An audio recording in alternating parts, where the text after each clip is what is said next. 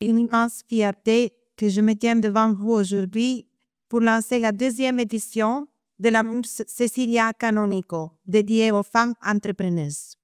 La bourse Cecilia Canonico a été créée en mémoire de Cecilia, une femme qui croyait profondément au pouvoir de l'entraide, de la solidarité et à la force des femmes pour transformer le monde. Elle était convaincue de soutenir les initiatives portées par des femmes, c'est investir dans un avenir plus juste, plus équitable et plus humain. Cette bourse, créée par l'association Kalapuku, que je préside, offre 350 000 francs CFA pour appuyer un groupe de femmes entrepreneuses dans la réalisation de leurs projets. Avec le grand arbre. Aujourd'hui, on est là au CEDAF, au Centre des femmes de Ushuaïa, pour la deuxième édition de la bourse Cecilia Canonico pour les femmes entrepreneuses. Ça fait quelques années, on a créé un centre dédié à Cecilia, que c'est une amie à moi qui malheureusement est décédée d'une façon soudaine. Elle était très engagée avec les femmes, donc on a décidé chaque année de donner un soutien de 350 000 francs CFA pour une femme ou un regroupement de femmes entrepreneuses du département de Ushuaïa. Donc aujourd'hui, comme c'est l'anniversaire de Cecilia, le 25 avril, on a décidé de célébrer la deuxième édition. Et on pense que soutenir les femmes entrepreneuses, c'est presque une obligation pour nous parce que on pense que les femmes et le travail des femmes, c'est la solution pour avoir un monde avec beaucoup de paix et beaucoup de tranquillité. Donc on trouve que ça c'est vraiment une chose positive et on encourage les femmes à entreprendre dans sa vie de tous les jours. Ça a été très compliqué de choisir les projets gagnants, mais on a surtout soutenu les projets qui ont besoin de formation.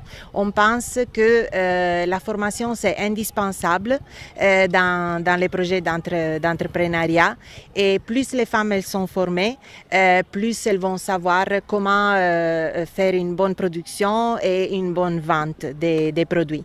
Cette année, en plus de la bourse, on a réussi à soutenir 2 autres GIE avec des petits appuis, des petits soutiens, avec l'achat d'un bidon, d'un barigot pour le stockage et avec l'achat aussi d'un extracteur de miel.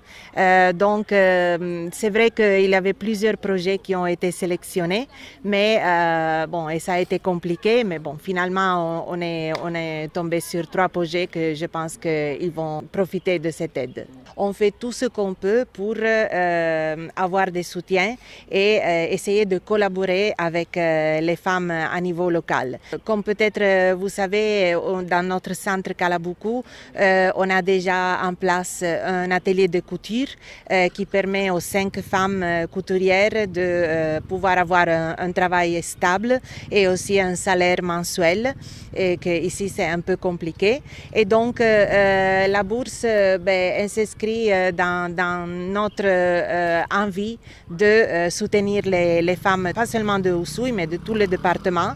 Et j'espère que ça puisse être une première initiative et que pendant l'année, on puisse avoir des autres initiatives pareilles. Les projets que nous privilégions pour choisir les gagnants de la bourse de Cecilia, c'est surtout des projets innovants. Même si ils sont dans la transformation ou dans la création de produits, s'il y a un aspect innovant, par exemple, c'est la production des savons. Si on fait les savons d'une façon différente, avec des huiles essentielles ou des autres produits, ça peut aider à que le projet il puisse être le projet choisi. Donc l'innovation, c'est très important. Par exemple, ça fait quelques années, nous on a fait une formation pour guide touristique femmes.